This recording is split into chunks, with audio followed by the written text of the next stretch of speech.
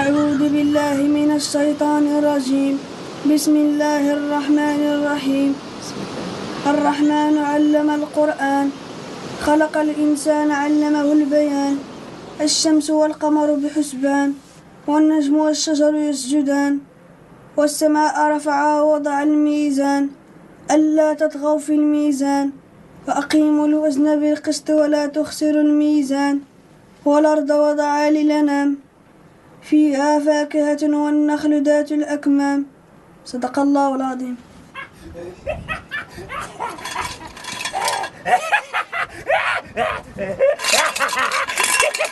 أعطينا